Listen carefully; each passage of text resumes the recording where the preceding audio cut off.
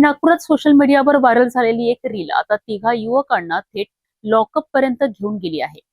पोलिसांनी आणि कायदा सुव्यवस्थेला आव्हान देणारे वक्तव्य केल्याचा आरोप करत तहसील पोलिसांनी तिघांविरोधात गुन्हा दाखल केला आहे। पुलिस चौकी के हिसाब से शहर बांट रहे हो सुल्तान। चौकियां चाहे पुलिस की हो, शहर के कमिश्नर तो हम ही लोग हैं। नागपूरच्या तहसील पोलीस ठाण्यात 3 युवकांविरोधात भारतीय न्याय संहिता आणि माहिती तंत्रज्ञान कायद्यान्वये गुन्हा दाखल करण्यात आला आहे। शाहिद खान मोहम्मद साहिल शेख आणि रिजवान मोहम्मद अजीज अशी आरोपींची नावे आहेत। पोलिसांच्या माहितीनुसार आरोपींनी त्यांच्या इंस्टाग्राम आयडीवर एक रील तयार करून ती सोशल मीडियावर व्हायरल केली होती।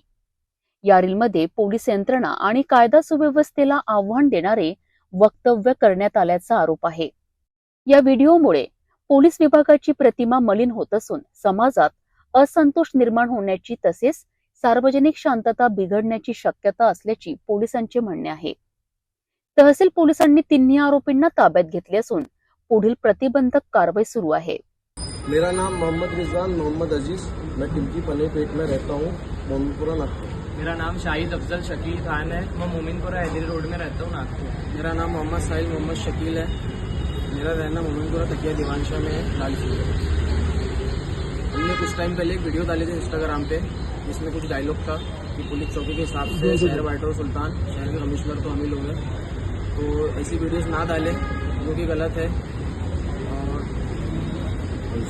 जो भी गलती हम माफी चाहते हैं। पुलिस वीडियो दोबारा नहीं डालेंगे, पुलिस सर्व है, हम माफी मांगते हैं। सोशल मीडियावर प्रसिद्धी मिळवण्यासाठी केलेले व्हिडिओ आणि वक्तव्य किती महागात पडू शकतात याचे हे ताजे उदाहरण मानले जात आहे।